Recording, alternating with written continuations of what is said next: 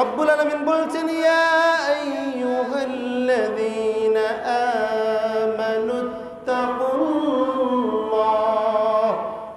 কাদেরকে লক্ষ্য করে বলতেছেন? কাদেরকে? কাফেরদেরকে? কাদেরকে? কথা বলেন। আমাদেরকে, আমরা যারা ঈমানের দাবি করি। ইয়া আইয়ুহাল্লাযীনা আমানুত্তাকুল্লাহ। হে ঈমানদাররা, তোমরা কাকে ভয় করো?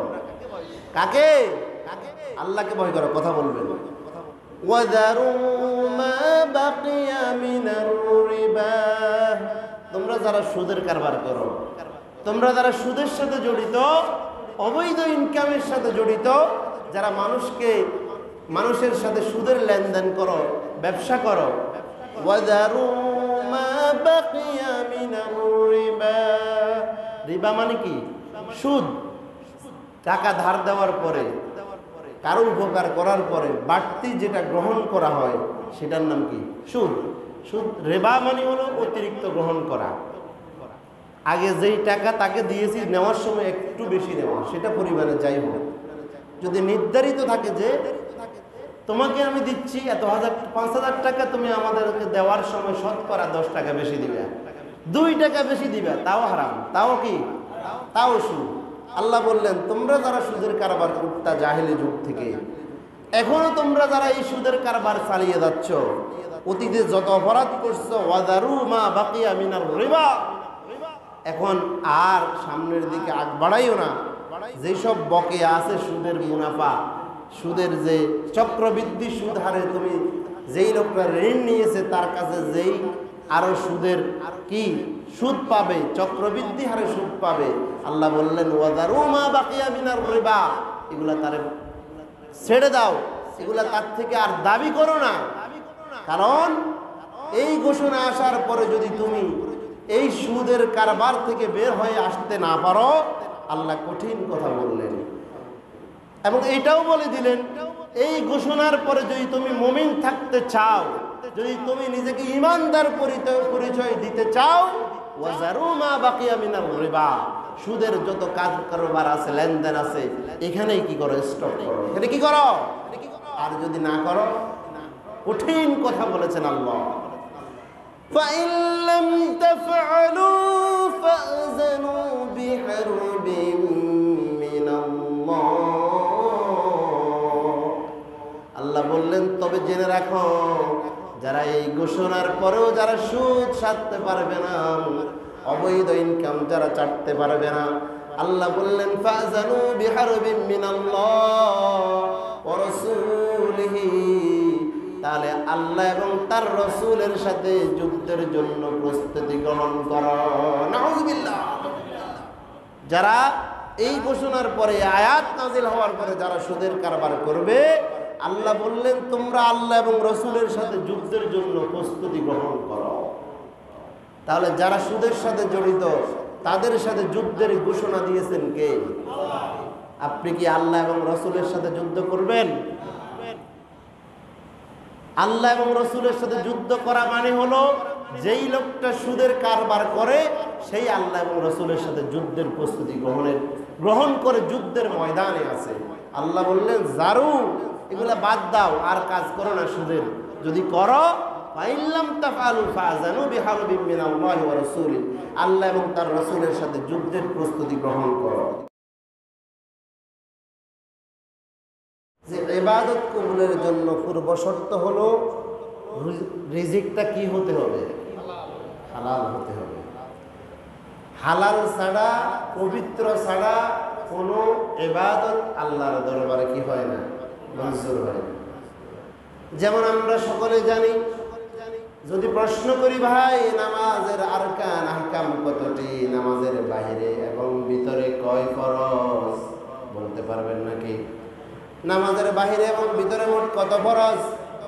13 ফরজ। নামাজের বাহিরে 7 ফরজ। কয় ফরজ? 7 ফরজের 1 নম্বর ফরজ হলো শরীর পাক। কি পাক? কিন্তু কাপড় পাকের কথা আলাদা আছে না নাই? শরীর পাক, কাপড় পাক, নামাজের জায়গা পাক, সতর ডাকা, কিবলামুখী হওয়া, ওয়াক্ত মতো নামাজ পড়া, নামাজের নিয়ত করা, এগুলো হলো নামাজ নামাজের বাহিরের ফরজ। 1 নাম্বার ফরজ হলো শরীর পাক। শরীর পাক মানে কিন্তু শুধু এটা নয় যে শরীরের মধ্যে প্রস্রাব লাগে নাই অথবা ময়লা লাগে নাই, কোনো নাপাকি লাগে নাই, এটা হলো বাহ্যিক নাপাকি। কিন্তু আমার শরীরের মধ্যে যেই খাবারগুলো খেয়ে আমার শরীর রক্ত হয়েছে, মাংস হয়েছে, যেই খাবারগুলো পেয়ে আমি শক্তি যোগান পেয়েছি, সেই খাবারগুলো যদি হালাল থাকে তাহলে সেই শরীরটা পাক শরীর, ঠিক কিনা? কিন্তু আমার খাবারগুলো যদি হারাম হয়, আমার জামা কাপড় যত সুন্দর হোক, চেহারা যত নাদুস নুদুস হোক, কিন্তু আমার শরীরের মাঝে হারাম যদি ঢুকে যায় তাহলে যেমনি ভাবে 1 বালতি আপনার দুধের মাঝে যদি 1 ফোঁটা আপনার গরুর প্রস্রাব পড়ে যায়, যেমন ভাবে সেটা নাপাক হয়ে যায়, আমার শরীরের মাঝে যদি সব টাকাগুলো হালাল হয় কিন্তু যদি কিছু হারাম ঢুকে যায় তাহলে আমার এই শরীরটাও নাপাক হয়ে যায়, ঠিক কিনা? আল্লাহ নবী বলছেন, লা ইয়াকবালুল্লাহু তাইয়িবান ওয়া ইন্নাল্লাহা আমারাল মুমিনিনা বিমা আমারা বিহিল মুরসালিন ফাকালা ইয়া আইয়ুহার রাসূল কুলু মিনাত তাইয়িবাতি ওয়া আমালু সালিহান ওয়া ক্বালা তাআলা ইয়া আইয়ুহাল্লাযীনা আমানু কুলু মিন তাইয়িবাতি মা রাযাকনাকুম সুম্মা যাকারা আর-রাজুলু ইউতিলুস সাফারা আশআসা আগবারা يمد يديه إلى السماء يا رب ومطعمه حرام ومشربه حرام وملبسه حرام وغذي بالحرام فأنى يستجاب لك আল্লাহ নবী বলেন, আল্লাহ তাআলা পবিত্র এবং হালাল এবং পবিত্র জিনিস ছাড়া অন্য কোন নাফাক এবং হারাম বস্তু আল্লাহ কবুল করেন না। আল্লাহ তাআলা মুমিনদেরকে যে নির্দেশ দিয়েছেন সেই নির্দেশটাই আল্লাহ ইমানদারদেরকে দিয়েছেন, যে নির্দেশটা আল্লাহ স্বয়ং নবীকে দিয়েছেন।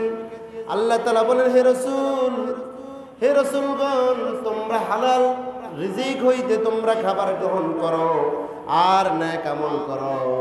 অনুরূপভাবে আল্লাহ তাআলা ঈমানদারদেরকে লক্ষ্য করে বলেছেন, ইয়া আইয়ুহাল্লাযীনা আমানু কুলু মিনাত তাইয়্যিবাত। নবীদেরকে যেমন বলেছেন হালাল খাবার খেতে, ঈমানদারদেরকে রব্বুল আলামিন বলেছেন হালাল খাবার খেতে হবে।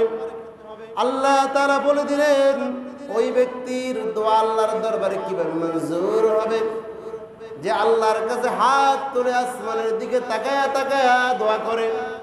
যে লোকটা বলে ইয়ামুদ্দু ইয়াদাইহি ইলাস সামা ইয়া রব, যেই লোকটা আসমানের দিকে তাকায়া 2টা হাত উত্তোলন করে রবের কাছে দোয়া করে, বলে হে আমার রব, আমার এই দোয়া কবুল করো, সেই দোয়া কবুল করো, আমার এটা কবুল করো, সেটা কবুল করো, আমাকে এটা দাও, সেটা দাও। আল্লাহ বললেন ওই ব্যক্তির দোয়া কিভাবে কবুল হবে? মাতামুহু হারাম, যেই লোকটার খাবারগুলো হারাম। খাবারগুলো কি? সেই লোকের দোয়া কিভাবে কবুল হবে? যেই লোকের খাবারগুলো হালাল না হারাম? কথা বলতে হবে। যেই লোকের খাবারগুলো হারাম তার দোয়া কবুল হবে কিভাবে? ওয়া মাশরাবুহু হারাম, যেই লোকটার পানীয়গুলো হারাম সেই লোকের দোয়া কিভাবে কবুল হবে? ওয়া মালবাসুহু হারাম, যেই জামা যেই পোশাক গায়ে দিয়ে দোয়া করতেছে, আসমানের দিকে তাকায় হাত তুলে রব বলে বলে চিৎকার করছে, কিন্তু তাই ওই লোকটার খাবারটাও হারাম, ওই লোকটার পানীয়গুলো হারাম, ওই লোকটার পরনের জামাগুলো কি হারাম। গুজিয়া বিল হারাম, হারাম টাকায় তার শরীরটা তৈরি হয়েছে, হারাম উপার্জনের খাবার খেয়ে তার শরীরটা গঠন হয়েছে। আল্লাহ বললেন ফান্না ইউস্তাজাবু যালিক, এই লোকটার দোয়া কিভাবে কবুল হবে? কারণ দোয়া কবুলের জন্য শর্ত হলো হালাল রিজিক খেতে হবে, ঠিক কিনা?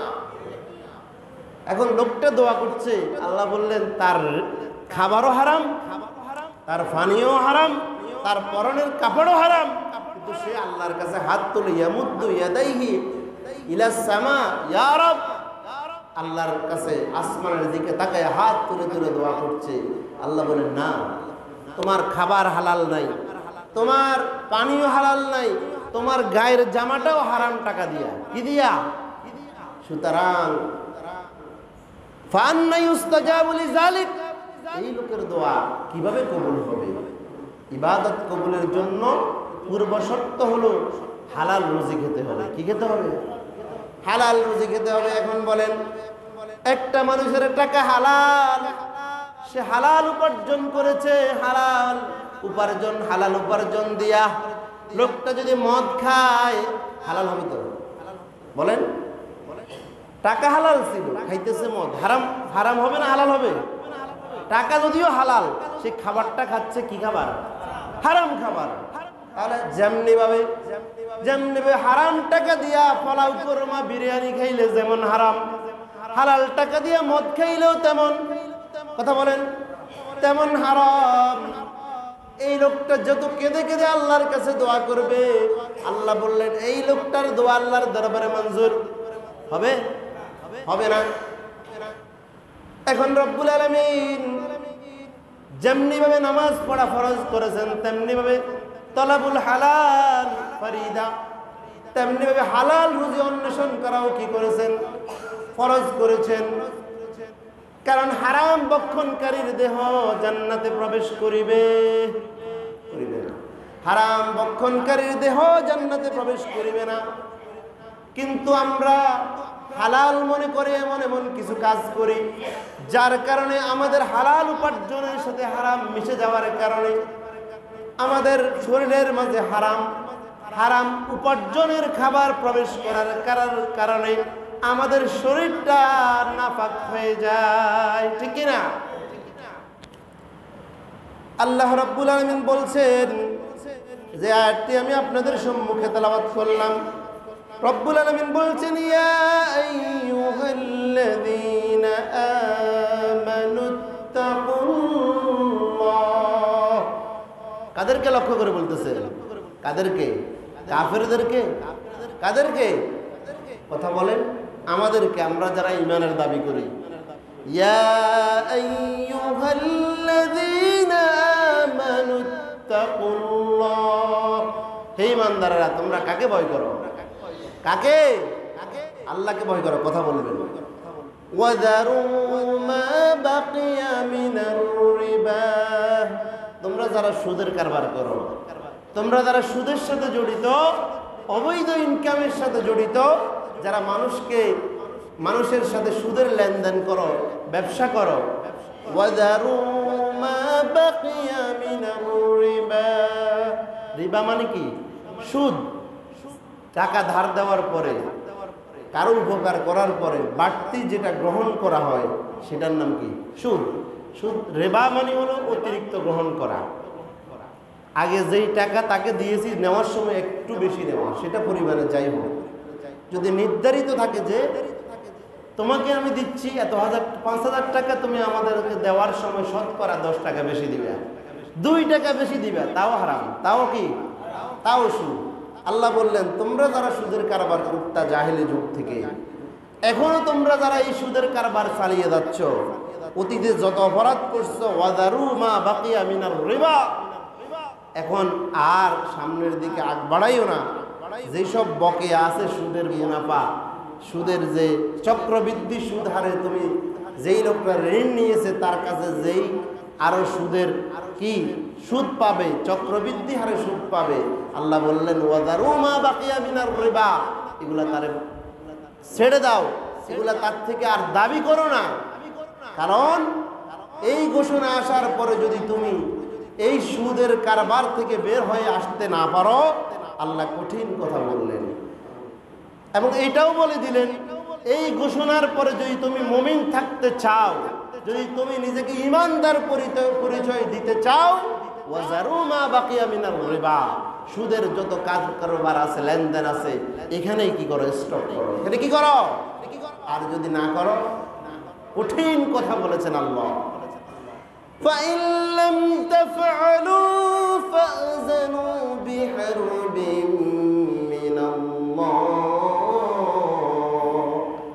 আল্লাহ বললেন, তবে জেনে রাখো, যারা এই ঘোষণার পরেও যারা সুদ ছাড়তে পারবে না, অবৈধ ইনকাম যারা ছাড়তে পারবে না, আল্লাহ বললেন ফাযানু বিহারবিন মিনাল্লাহ ওয়া রাসূলিহি, তাহলে আল্লাহ এবং তার রাসূলের সাথে যুদ্ধের জন্য প্রস্তুতি গ্রহণ করো। নাউযুবিল্লাহ। যারা এই ঘোষণার পরে, আয়াত নাজিল হওয়ার পরে যারা সুদের কারবার করবে, আল্লাহ বললেন তোমরা আল্লাহ এবং রাসূলের সাথে যুদ্ধের জন্য প্রস্তুতি গ্রহণ করো। তাহলে যারা সুদের সাথে জড়িত তাদের সাথে যুদ্ধের ঘোষণা দিয়েছেন কে? আপনি কি আল্লাহ এবং রাসূলের সাথে যুদ্ধ করবেন? আল্লাহ এবং রাসূলের সাথে যুদ্ধ করা মানে হলো, যেই লোকটা সুদের কারবার করে সেই আল্লাহ এবং রাসূলের সাথে যুদ্ধের প্রস্তুতি গ্রহণ করে যুদ্ধের ময়দানে আছে। আল্লাহ বললেন জারু, এগুলা বাদ দাও, আর কাজ করো না সুদের। যদি করো, ফাইল্লাম তাফআলু ফাযানু বিহারবিন মিনাল্লাহি ওয়া রাসূলিহি, আল্লাহ এবং তার রাসূলের সাথে যুদ্ধের প্রস্তুতি গ্রহণ করো। এরপরে আল্লাহ বললেন ওয়া ইন তুবতুম ফালাকুম রুউসু আমওয়ালিকুম লা তাজলিমুনা ওয়া লা তুজলামুন। কার কথা? আল্লাহ তাআলা বললেন, কিন্তু যদি তোমরা তাওবা করো, এতদিন বুঝো নাই, সুদ খাইছো, অন্যায় করছো, অবৈধ ইনকাম করছো, আল্লাহ কয় এখন যদি ওয়াইন তুবতুম, যদি তোমরা কি করো, তাওবা করো, কথা বলবেন, যদি তোমরা কি করো, তাওবা করো, ফালাকুম রুউসু আমওয়ালিকুম, যেটা তারা ধার দিছো, মূল টাকাটা তোমার, এটা নিতে পারবে, এটা নেওয়া নাজায়েজ নয়, কিন্তু এটার চক্রবৃদ্ধি হারে যে সুদ দেওয়ার কথা, তুমি পাওয়ার কথা, চুক্তি হয়েছে, আল্লাহ কই ওয়াজারু মা বাকিয়া, অবশিষ্ট সব সুদ বাদ দাও, এটা ছেড়ে দাও, এটা মাফ করে দাও, কিন্তু মূলধনটা তোমার। লা তাজলিমুনা ওয়া লা তুজলামুন। যদি এই সুদ প্রথা বন্ধ হয়ে যায়, এই ঘুষের লেনদেন বন্ধ হয়ে যায়, এই অবৈধ অর্থ ব্যবস্থা বন্ধ হয়ে যায়, আল্লাহ বললেন লা তাজলিমুনা ওয়া লা তুজলামুন, তাহলে কেউ তোমাদের প্রতি কেউ জুলুম করবেও না, কেউ জুলুমের শিকারও, অর্থাৎ কেউ জালেমও হবে না, আবার কেউ মাজলুমও হবে না। কিন্তু এখন সুদ প্রথা থাকার কারণে এখন মানুষ সেই জাহিলি যুগের মতো, জাহিলি যুগে সুদ প্রথা এমনভাবে প্রচলিত ছিল, যখন সুদের টাকা লেনদেন হতো, যখন নির্ধারিত সময়ে এটা পরিশোধ করতে ব্যর্থ হতো, মহাজনরা বাড়িতে এসে ওই লোককে না পেলে তার স্ত্রী, তার মেয়ে, তার পরিবারের পুরুষ নয় শুধু নারীদেরকে পর্যন্ত আটক করে নিয়ে যেত। যতক্ষণ না টাকা পরিশোধ হতো ততক্ষণ তাকে আটকে রাখা হতো। যেই সিস্টেমটা এখন আমাদের দেশেও আছে। বিশেষ করে আমাদের মায়েরা বোনেরা অনেকেই এই কাজের সাথে এমনভাবে জড়িত হয়েছে, ক্ষুদ্র ঋণের নামে, গ্রামীণ ঋণের নামে, বিভিন্ন সংস্থার নামে যে ঋণগুলো দেওয়া হয়, এগুলোতে আমাদের মায়েরা বোনেরা একদিকে তো হারাম কাজে জড়িত হচ্ছে, আরেক দিকে তারা পর্দাও লঙ্ঘন করছে। এই সমস্ত সংস্থা থেকে যে সমস্ত কর্মকর্তারা আসেন, আমাদের মায়েরা বোনেরা ওদের সাথে বেপর্দা অবস্থায় একসাথে পাশাপাশি বসে কথা বলেন, দেখা করেন, এমনভাবে আচরণ করেন মনে হয় যেন এই লোকটা তার কোনো একবার রক্ত সম্পর্কীয় মুহরিম আছে না নাই। কিন্তু নেওয়ার সময় তো অনেক মজা, যে পরিশোধ করতে ব্যর্থ হলে দেখা যায় অনেক সময় ঘরের টিন পর্যন্ত খুলে নেওয়া হয়, অনেক সময় সব বিক্রি করতে করতে নিঃস্ব হয়ে যায়, ঘরের বিটাটা পর্যন্ত বিক্রি করে দিতে হয়। এইটা হলো সুদের একটা কুফল। সুদ মানুষের প্রতি মানুষ জুলুমের শিকার হয় এবং মানুষকে এমনভাবে নিঃস্ব করে দেয়, মানুষের বিটে বাটি পর্যন্ত শেষ হয়ে যায়। আল্লাহ বললেন, না, তোমরা এটা ছেড়ে দাও, আর যদি না ছেড়ে দাও তাহলে আল্লাহ এবং রসুলের সাথে যুদ্ধের জন্য প্রস্তুতি গ্রহণ করো। এখন সুদের শাস্তির বিষয়ে আল্লাহর নবী বলতেছেন, আবু হুরায়রা থেকে যে হাদিস, সুদের সবচেয়ে ছোট গুনাহ কি গুনাহ? ছোট গুনার পরিমাণটা শুনেন, বড় গুনাহ শোনার দরকার নেই, শুধু ছোটটা শুনেন। عن أبي هريرة رضي الله تعالى عنه قال قال رسول الله صلى الله عليه وسلم الربا 70 جزعا আল্লাহর নবী বলেন, সুদের গুনাহ হলো 70টা। কয়টা? কয়টা বলছি? 70টি গুনাহ। আয়াসরাহুহা আইয়ানকিহার রাজুলু উম্মাহু, নাউযু বিল্লাহ। নবীজি বলেন, সুদের গুনাহ হলো 70টা, তার মধ্যে সবচেয়ে ছোট গুনাহ হলো নিজের মায়ের সাথে আপনার খারাপ কাজে লিপ্ত হওয়া। নাউযু বিল্লাহ। নিজের মাকে বিয়ে করা, নিজের মায়ের সাথে জেনা ব্যভিচারে লিপ্ত হওয়া, এটা হচ্ছে সুদের সবচেয়ে ছোট গুনাহ। নাউযুবিল্লাহ বলেন। অন্য হাদিসে আসছে, আল্লাহর নবী বলেন, যারা এই সুদের লেনদেনের সাথে জড়িত থাকবেন, আল্লাহ তাআলা তাদেরকে জাহান্নামের মাঝে এমন একটা নদীতে তাদেরকে ফেলে শাস্তি দিবেন, যে নদীটা হলো রক্ত নদী, রক্ত গঙ্গা।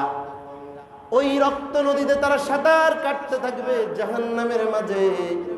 মাঝে মাঝে তারা নদীর কূলে আসতে চাইবে, ওই রক্ত নদী থেকে তারা বাঁচতে চাইবে, কিন্তু নদীর কূলে থাকা আল্লাহর ফেরেশতারা জাহান্নামের বড় বড় পাথর তাদেরকে মারতে থাকবে। জাহান্নামের বড় বড় পাথর তাদেরকে লক্ষ্য করে, তাদের মাথাকে কেন্দ্র করে তাদের শরীরের উপর মারতে থাকবে, যার কারণে তাদের মাথা চূর্ণ বিচূর্ণ হয়ে যাবে, শরীরটা চূর্ণ বিচূর্ণ হয়ে যাবে, কিন্তু তারা কুলে আসতে চাইবে, কিন্তু আসতে কোনোদিন পারবে না। নাউযুবিল্লাহ। আল্লাহর নবী বলেন, হযরত আবু হুযায়ফা রাদিয়াল্লাহু তাআলা আনহু থেকে বর্ণিত, নবীজি লানত করেছেন যারা সুদের সাথে জড়িত তাদের উপরে। হযরত আবি জুহাইফা রাদিয়াল্লাহু তাআলা আনহু বলেন, ক্বালা আরাইতা আবি ইশতারা হাজ্জামান ফাআমারা বিমাহাজামাতিন ফাকুসিরাত ফাসাআলতুহু আন যালিক। তিনি বলেন, আমি আমার পিতাকে দেখেছি, তিনি কি করলেন, একটি শিঙ্গা লাগানোওয়ালা একটা গোলাম কিনলেন। তিনি এমন একটা গোলাম কিনলেন যে গোলামটা শিঙ্গা লাগাইতে পারে। তিনি তার শিঙ্গা লাগানোর যন্ত্র ভেঙ্গে ফেলতে নির্দেশ দিলেন, ভেঙ্গে ফেলা হলো। এরপরে আমি কি করলাম, ফাসালতুহু আন যালিকা, আমি আমার আব্বার জিজ্ঞাসা করলাম, আব্বা গো, এই শিঙ্গা দেওয়ার যন্ত্রটা কেন আপনি ভেঙ্গে ফেললেন?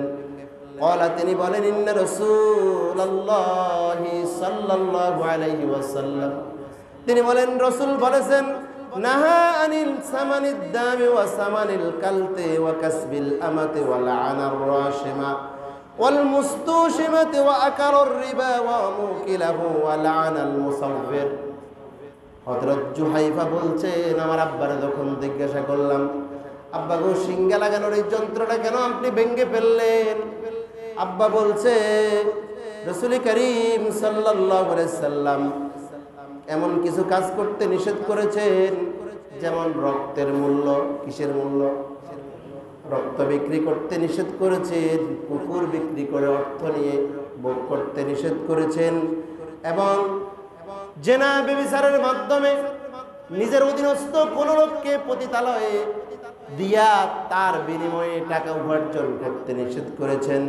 আর তিনি নিষেধ করেছেন শরীরের মাঝে উল্কি অঙ্কন করতে, শরীরের মাঝে, মুখের মাঝে। এখন দেখবেন পহেলা বৈশাখে, তারপরে আপনার ইংরেজি নববর্ষে 31 নাইটে আমাদের দেশের মুসলমান যুবক যুবতীরা দেখা যায় তাদের হাতে তাদের চেহারার মাঝে বিভিন্ন রকমের উল্কি আঁকে, আছে না নাই?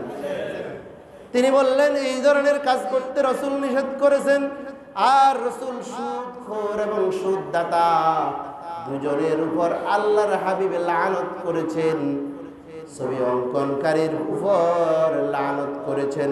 তাহলে সুদের কারবারের সাথে যারা জড়িত তাদের সাথে লানত করেছেন কে? আল্লাহর রাসূল। তাদের জন্য যুদ্ধের ঘোষণা দিয়েছেন কে? কে দিয়েছেন? আল্লাহ ঘোষণা দিয়েছেন তাদের প্রতি।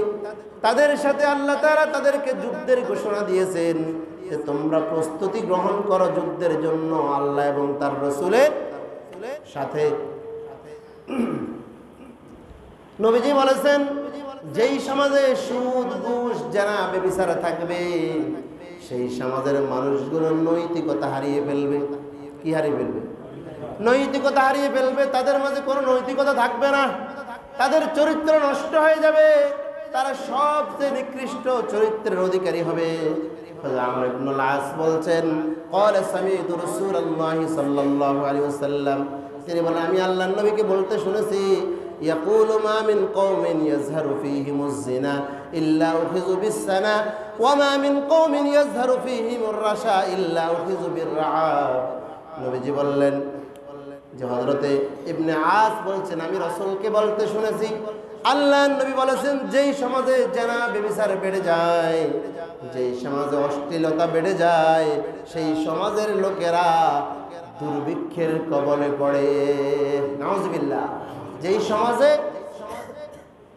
ব্যভিচার বেড়ে যায়, অশ্লীলতার ছড়াছড়ি বেড়ে যায়, সেই সমাজের মানুষের মাঝে অভাব অনটন দেখা দেয়, সেই সমাজের মানুষগুলো দুর্ভিক্ষে পতিত হয়।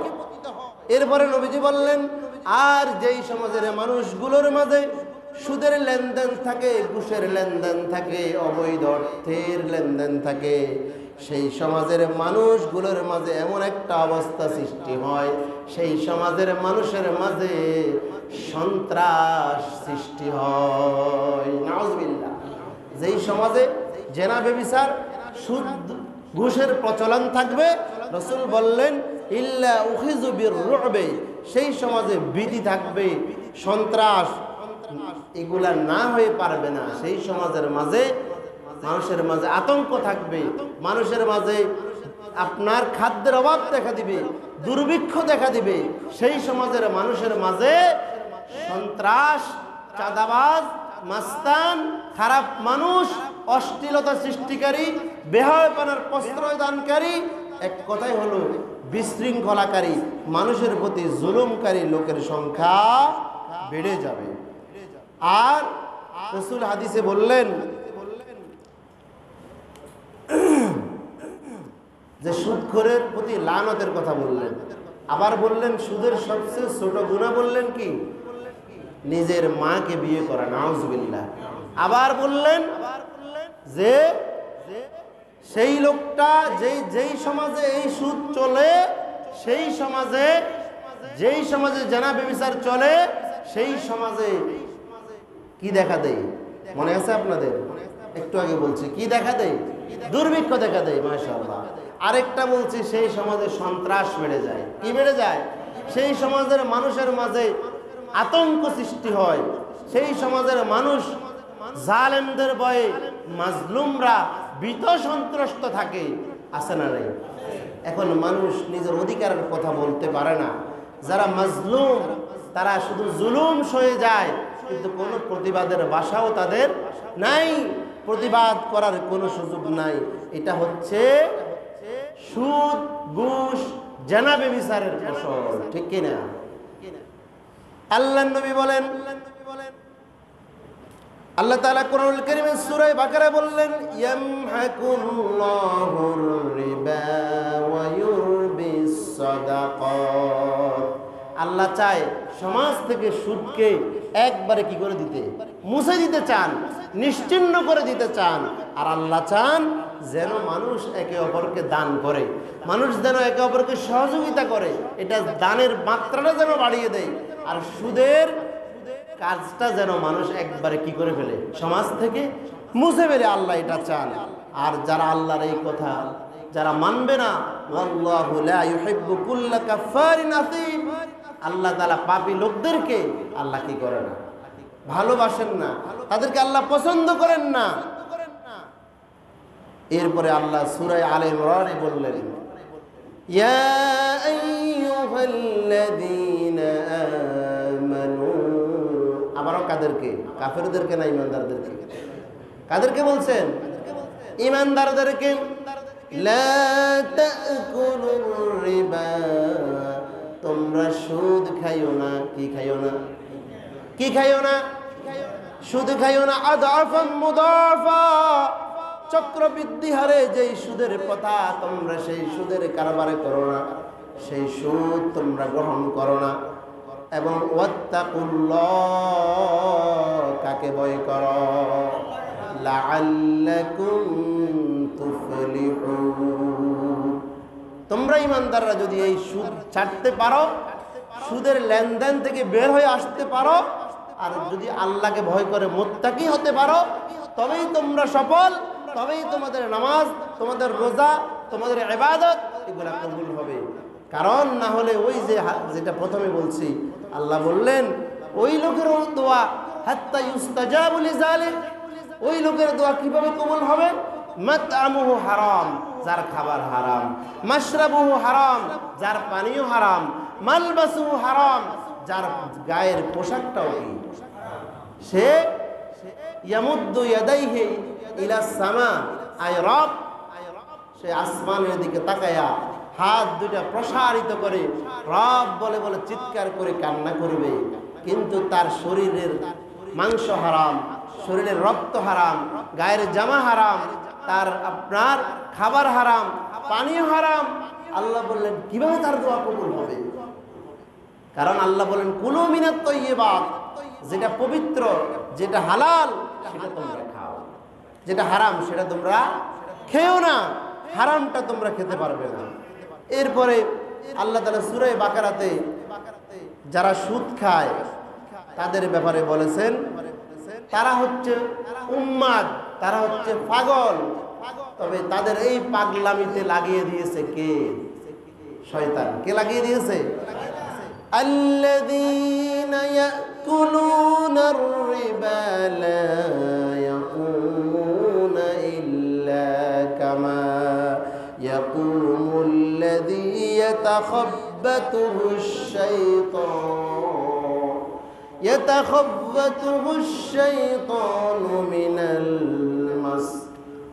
আল্লাহ বললেন যারা সুদ খায় তারা তো সেই ব্যক্তির ন্যায় দাঁড়াবে যাকে শয়তান স্পর্শ করে উন্মাদ বানিয়ে দেয়, পাগল বানিয়ে দেয়। আর এটা এই জন্য যে তারা বলে, খেয়াল করেন কেন এই কথা আল্লাহ বললেন? আল্লাহ বললেন এই জন্য যালিকা বিআন্নাহুম ক্বালু ইন্নামাল বাইউ মিসলুর রিবা, কারণ যারা সুদের লেনদেন করে তারা বলে এটাও তো একটা ব্যবসা, এটাও তো কি, আল্লাহ কথাটা বলে দিলেন তো, ইন্নামাল বাইউ মিসলুর রিবা, তারা কয় এটাও তো একটা ব্যবসা, এটাও একটা কি ব্যবসা। তারা বলে যে মানুষ তো দোকানে জিনিসপত্র বিক্রি করে, টাকা কিনে 100 টাকা দিয়ে বিক্রি করে 105 টাকা, তো আমি তো টাকা দিয়ে একটু কিছু বেশি নেই। আবার কেউ বলে যে আপনি দেওয়া লাগবে না, খুশি করে কিছু দিয়ে, কি করে দিয়ে, কারো কাছে কর্জে হাসানা চাইলে বলে যে নাই, তবে আপনার যদি বেশি ইমার্জেন্সি দরকার হয় আমার একটা লোক আছে তার থেকে ধার দিয়ে দিতে পারি, তবে লোকটার টাকাগুলো খুব দরকারি, সে এই টাকাগুলা কোনো একটা কাজে লাগাইতে চাইছে, এখন আপনি যদি নেন তাহলে তারে একটু কিছু কি দিয়ে দেওয়ার সময় একটু সম্মান করিয়েন, কি করিয়েন, বলে কি বলে না, মানে সুদের আপডেট ভার্সন, সুদকে আপডেট করে এখন আমরা ঘুরাইছি। অথচ আল্লাহ বললেন যেটা অতিরিক্ত সেটাই সুদ, যেটা অতিরিক্ত সেটাই কি সুদ। যেমন আপনারা জানেন রাসূল করিম সাল্লাল্লাহু আলাইহি ওয়াসাল্লামের সাহাবীরা যাকাত কালেকশন করতে গেছে রাষ্ট্রের পক্ষ থেকে, আসি বলছে এটা রাষ্ট্রের যাকাত, এটা রাষ্ট্রের যাকাত, এটা আমারে দিছে, এই উটের বাচ্চাটা আমারে দিছে, এটা আমারে দিছে, এটা আমারে দিছে। রাসূল বলছে তারা কেন তাদের নিজের বাপের ঘরে বসে থাকি আর শুই থাকি কেন দেখে না যে কেউ তারা এরকম কিছু দিয়ে যায় নাকি? অর্থাৎ তুমি রাষ্ট্রের জন্য জাকাত কালেকশন করতে গেছো, এই উসিল্লা তুমি এটা পাইছো। তুমি যদি তোমার বাপের ঘরে বসে দেখতে, ওই যে বনি মুস্তালিকের লোকেরা আসি, দূরের লোকেরা আসি, তোমার ঘরে হাদিয়া দিয়ে যেত না, এটা দিত না। এটার মাঝে হয়তো জাকাতের অর্থ থাকারও সম্ভাবনা আছে। যে তাহলে আল্লাহ বললেন এই লোকেদেরকে শয়তান এদেরকে স্পর্শ করে পাগল বানিয়ে দিয়েছে যারা সুদের লেনদেন করে। আর এটা এই জন্য কারণ সুদের কারবারে লোকেরা বলে ইন্নামাল বাইউ মিসলুর রিবা, যে সুদটাও কিসের মতো? ব্যবসার মতো। এখন দেখবেন অনেক মানুষ আছে নামাজি, কিন্তু সে এটাকে হারাম মনে করে না, এটাকে মনে করে যে স্বাভাবিক একটা বিষয়, স্বাভাবিক একটা ব্যাপার। অনেক ভালো ভালো মানুষ এই কাজের সাথে জড়িত, অনেক নামাজি মানুষ এটার সাথে জড়িত, কিন্তু আপনার কোনো ইবাদত কবুল হচ্ছে না। যেদিন আল্লাহ আয়াত তাদের করে ঘোষণা দিয়ে দিলেন ইয়া আইয়ুহাল্লাযীনা আমানু যারু মা বাকিয়া মিনার রিবা, তোমরা যাদের সুদের কারবার রয়েছে, এই আয়াত নাযিলের পরে ঈমানদাররা তোমরা সুদের যত টাকা বকেয়া আছে মূলধন ছাড়া সব কি করে দাও, মাফ করে দাও, সব বাদ দিয়ে দাও। ওয়া ইন তুবতুম, যদি তোমরা তাওবা করে আসতে পারো, ফালাকুম রুউসু আমওয়ালিকুম, যে মূলধনটা তোমাদের নিজের, ওটা তোমরা গ্রহণ করো। সুতরাং এই কাজের সাথে যদি আমরা কেউ জড়িত থেকেই থাকি, ইবাদত আল্লাহর দরবারে কোনো ইবাদত কি হচ্ছে না, কবুল হচ্ছে না। আল্লাহ তো বলেই দিলেন কিভাবে তোমার দোয়া কবুল হবে। তোমার তো সব হারাম, খাবার দাবার হারাম, তোমার শরীরের রক্ত ঘটতেছে, মাংস ঘটতেছে, সব হারাম টাকা দিয়া। সুতরাং এই সুদ থেকে আমাদেরকে বের হয়ে আসতে হবে। সুদ মানুষকে একবারে নিশ্চিহ্ন করে দেয়, মানুষকে একবারে দরিদ্র বানিয়ে দেয়। এটার প্রথম অবস্থাটা অনেক মজার, কিন্তু পরবর্তী অবস্থাটা কঠিন। এটা মানুষের প্রতি জুলুম করা হচ্ছে এটার কারণে। সুতরাং কোনো ঈমানদার এটার সাথে জড়িত থাকতে পারে না। যেই শাস্তির কথা রাসূল সর্বনিম্ন শাস্তি বললেন, সেই শাস্তির কথা বিবেচনা করে কোনো মানুষের পক্ষে এই কাজে, সুস্থ বিবেকবান লোকের পক্ষে, আল্লাহকে ভয় করে, জাহান্নামের আযাবকে ভয় করে, এরকম কোনো বান্দার পক্ষে এই সুদের কারবারের সাথে জড়িত হওয়া সম্ভব নয়। কিন্তু প্রত্যেক এলাকায়, প্রত্যেক জায়গায় এই সুদের ছড়াছড়ি, সুদের কার্যক্রম চলছে কি চলছে না? চলছে। এখন দরকার, এখন সব জায়গায় সুদ এবং ঘুষ প্রথা প্রচলিত। আগে বলা হতো সুদ ঘুষ, এখন বলা হচ্ছে সম্মানী। এখন কি বলা হচ্ছে? সম্মানী বলা হচ্ছে। আপনি সরকারি অফিস আদালত বলেন, ছোটখাটো, ছোট থেকে বড় পর্যন্ত যেখানে যাবেন আপনার ফাইলটা পড়ে থাকবে। আরো কয়েক বছর আগে আমাদের এক দায়িত্বশীল মন্ত্রী বলেছিলেন এটা দিলে কাজের স্পিরিট বাড়ে। কি বাড়ে? কাজের গতি বাড়ে, স্পিরিট বাড়ে। এভাবে বলে সুদকে কি করেছে? সুদের প্রতি মানুষকে উৎসাহিত করেছে, ঘুষের প্রতি মানুষকে উৎসাহিত করেছে, এবং সরকারি কর্মকর্তাদেরকে তাদের এই অন্যায় কাজকে সাপোর্ট করা হয়েছে। অথচ ঈমানদাররা কেউ এই কাজের সাথে জড়িত হতে পারে না। এটা জাহিলি যুগের প্রথা। আজকে আমাদের মুসলমানদের নামাজই অনেক বাড়ছে, মসজিদও অনেক বাড়ছে, দ্বীনি প্রতিষ্ঠান মাদ্রাসাও অনেক বাড়ছে, কিন্তু এটার লেনদেন, সুদ ঘুষ, এগুলার কার্যক্রম দিন দিন আরো কি হচ্ছে? বেড়ে যাচ্ছে। কিন্তু বাংলাদেশের সমস্ত আলেমরা সুদ ঘুষের বিরুদ্ধে ওয়াজ করে কি করে না? তো সুদ কি কমেন না বাড়ে? সুদ আরো বাড়ছে। আলেমরা যাকাতের পক্ষে কথা বলে, যাকাত ব্যবস্থা কায়েমের জন্য কাজ করে, যাকাত ভিত্তিক রাষ্ট্র ব্যবস্থার জন্য কথা বলে। কিন্তু সেই যাকাত ভিত্তিক রাষ্ট্র ব্যবস্থা যদি কায়েম হয়, যাকাত যদি সমাজ রাষ্ট্রে প্রতিষ্ঠিত থাকে, তাহলে মানুষ আস্তে আস্তে স্বাবলম্বী হবে এবং মানুষ তার প্রয়োজনের জন্য অন্যের কাছ থেকে সুদের বিনিময়ে টাকা ধার নেওয়া লাগবে না। রাষ্ট্র যখন আল্লাহর ঘোষণা অনুযায়ী এই ব্যবস্থা করে দেবে, আল্লাযীনা ইম্মাক্কান্নাহুম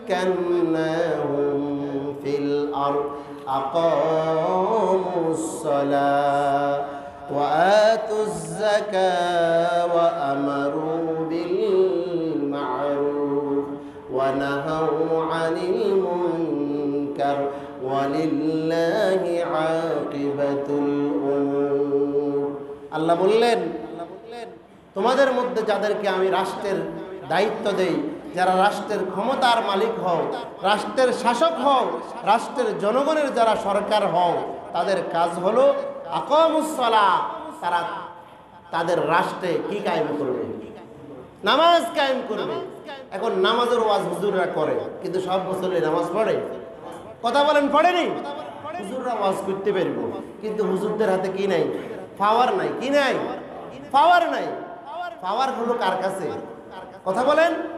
পাওয়ার হলো যারা রাষ্ট্রের কর্তা ব্যক্তি, সরকার যারা, তাদের কাছে। রাষ্ট্রীয়ভাবে যদি কোরআনের আয়াত বাস্তবায়ন হয়ে যায়, সালাতের সময় হয়েছে, আজান হয়েছে, কোনো দোকান খোলা থাকতে পারবে না, কোনো প্রাপ্তবয়স্ক সুস্থ মানুষ রাস্তায় থাকতে পারবে না, সবাই কোথায় চলে যেতে হবে? এই ঘোষণা রাষ্ট্রীয়ভাবে যদি পাশ হয়ে যায় সংসদে, আর যদি বলা হয় যারাই যাবে না রাষ্ট্রীয় পুলিশ বাহিনী তাদেরকে অ্যারেস্ট করবে, শাস্তির ব্যবস্থা আছে, জরিমানা আছে, জেলখানায় থাকতে হবে 1 মাস 3 মাস, 1টা 2টা কার্যকর করার পরে আজানের পরে কোনো মুসলমানকে রাস্তায় দেখা, তাহলে এই আইন হইলে ভালো না খারাপ? ভালো না খারাপ? সবাই মনে ভালোর পক্ষে নাই। এই আইনটা যদি প্রতিষ্ঠিত হোক, তাহলে সমাজের সব মানুষগুলো নামাজি হবে। কি হবে? তো সমাজের সব মানুষ নামাজি হইলে ওই সমাজে আল্লাহর রহমত আর বরকত বাড়বে না কমবে? এখন রাষ্ট্র যদি বলে যে নাগরিকদের যত যারা সম্পদশালী ব্যক্তি আছে, কোরআনের আয়াতের আলোকে তাদের থেকে যাকাত কালেক্ট করে, সুষ্ঠু বন্টন করে, গরিব অসহায়দের তালিকা করে তাদের মাঝে এটা সুষ্ঠু বন্টন করা হবে, তাদের কর্মসংস্থানের ব্যবস্থা করা হবে, যাতে আগামীবার তারা আর কারো কাছে হাত পাতা না লাগে, তারা যাতে কারো কাছে ভিক্ষা না চায়। কোরআনের এই আইন যদি বাস্তবায়িত হয়ে যায়, তাহলে সমাজ থেকে সুদ প্রথা চিরতরে কি হয়ে যাবে? বন্ধ হয়ে যাবে, বিদায় হয়ে যাবে। এই জন্য যেটা করার দরকার সেটা করতে হবে। তাহলে ইসলাম ছাড়া দুনিয়ার কোনো মানুষের আইন দিয়া মানুষের আর্থিক যে সংকট সেটাও মোকাবিলা কোনোদিন সম্ভব হবে না। সুতরাং আসুন আমাদের সকলকে কোরআনের কাছে আসতে হবে, সকলকে যাকাত ভিত্তিক অর্থ ব্যবস্থাকে কায়েমের জন্য সকলকে একসাথে কাঁধে কাঁধ মিলিয়ে যেন এই সমাজ থেকে অন্যায় জুলুম অবিচার দূর হয়, যেন গরিব অসহায় লোকদের অসহায়ত্ব দূর হয়, যেন যাকাত সমাজে প্রতিষ্ঠিত হয়, সুদ প্রথা ঘুষ প্রথা যেন সমাজ থেকে দূরীভূত হয়, যেন জুলুম না হয় মানুষের প্রতি, এবং আমরা নিজেরা জুলুমের শিকার হব না, কারো প্রতি জুলুম করব না। আল্লাহ তাআলা আমাদের সকলকে পরিচ্ছন্ন পবিত্র একটা শরীর গঠন করার এবং সুদমুক্ত অবৈধ অর্থমুক্ত পবিত্র একটা শরীর, পবিত্র মাংস, হালাল রক্ত, হালাল জামা, হালাল পানীয় খেয়ে যেন আমরা আল্লাহর ইবাদত করতে পারি। আল্লাহ আমাদের সে তৌফিক দান করুন। হাযা মা ইনদি ওয়াল ইলমু ইনদাল্লাহ আলাইহি তাওয়াক্কালতু ওয়া ইলাইহি উনীব।